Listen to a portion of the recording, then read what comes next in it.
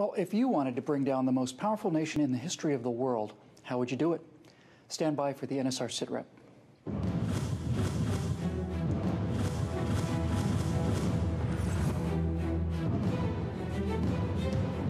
Our digital networks are critical to our national security, our military superiority, and public safety. But that dependence also makes us vulnerable to cyber attack from those who would do us harm. Hello, I'm Bill Whittle. Welcome to the Situation Report. How would you defeat the most powerful nation on Earth if you didn't have billions of dollars or aircraft carriers or battle groups or any of that stuff at your disposal? You'd look for a weakness in that nation that you could exploit. And to bring down the biggest economy in the world, you might not need that much. You need a room with a few score young men, an equal number of regular computers like you'd purchase for $1,000 each at Best Buy, and the will to send them out to destroy or disable the computer systems that control every aspect of that culture. Today on the SITREP, cyber warfare. So let's go to the timeline. October 2nd, 1955, the world's first electronic computer, ENIAC, that's Electronic Numerical Integrator and Computer, began continuous operation at 11:45 p.m. Now, it's generally accepted that the Internet began when an ARPANET link was established between the University of California, Los Angeles and the Stanford Research Institute at 22:30 hours on October 29, 1969. The command to log on was sent from one machine to another. The letters L and O arrived, but the system crashed on the G. Now, there are many different contenders for the title of the first personal computer, but the first to really achieve breakthrough recognition was the Apple II, introduced in 1977. IBM got into the game in 1981 with the IBM PC for personal computer, and the race was on. Now, on Christmas Day of 1990, British computer scientist Tim Berners-Lee, working at the European CERN Institute, sent the first HTTP, that's Hypertext Transfer Protocol, communication between a server and client computers, marking the beginning of the World Wide Web. Cyber attacks from computers were originally a form of recreation for a few brilliant, reclusive, and occasionally antisocial computer operators known as hackers, who tested their knowledge and skill by attempting to hack into, that is, gain access to, protected computer networks via the Internet. But in recent years, serious cyber attacks on computer networks have come from foreign governments, primarily Russia and China, as they test the limits of cyber defenses in the United States and elsewhere. General Keith Alexander, Director of the National Security Agency, Commander of the U.S. Cyber Command. We should assume that foreign government actors in cyberspace have both considerably more resources and even more worrisome motivations than cyber criminals. A decade ago, network penetrations seemed targeted mostly at exploiting data. Now there are hints that some penetrations are targeting systems for remote sabotage. Well, a computer worm named Stuxnet is an example of that. In 2010, it was revealed that an extremely subtle computer program named Stuxnet had been introduced into the computer system governing the Iranian nuclear enrichment program.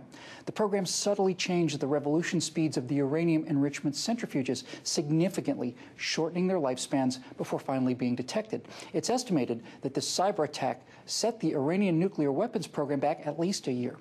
No one has claimed official responsibility for Stuxnet. So how has traditional espionage been enhanced by computer technology? Bradley Manning, of course, and WikiLeaks is a great example of this. Here's cybersecurity expert Paul Rosenweig. Well, in my view, Bradley Manning is not really as much a cyber issue as it is an issue of personnel management. For as long as we've had secrets, we've had spies, and we've had turncoats. Think of Benedict Arnold. The difference now is that the power of the Internet makes one single person far more powerful, where once it would take an army of spies 10 years to steal 250,000 documents from the secret safes of the Pentagon and the Department of State. Now, a single person armed with nothing but a fake Lady Gaga CD can download 250,000 State Department cables in the course of a couple of days and transmit them, it's at least alleged, to WikiLeaks for publication on the World Wide Web. So the difference is not that cyber makes it more or less likely that someone would be a turncoat. What it does do is it makes it far more damaging when someone like that does decide to betray his country.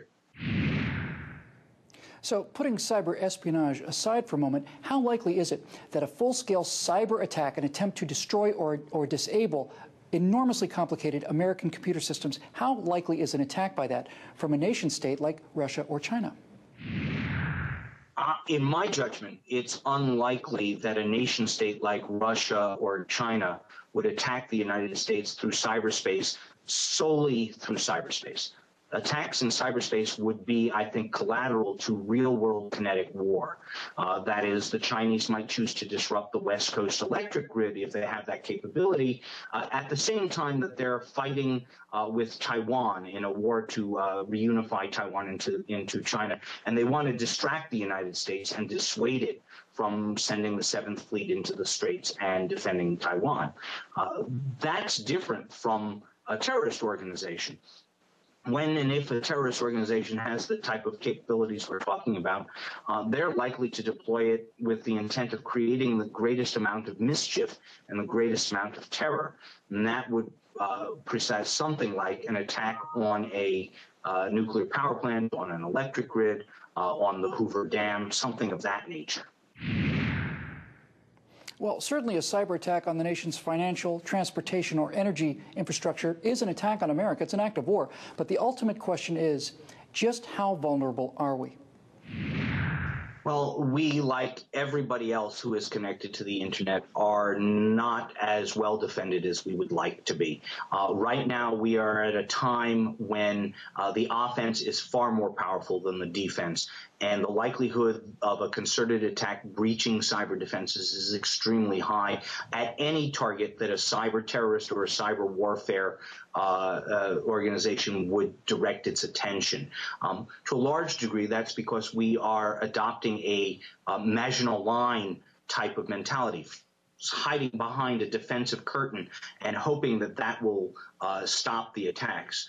That didn't work when the French hid behind the fortresses and tried to stop German attacks in World War II, and it doesn't work now. What we need to do, and we're transitioning to that with things like the new Cyber Command, is develop a set of active defenses where we actually go out and try and disrupt the attacks before they happen.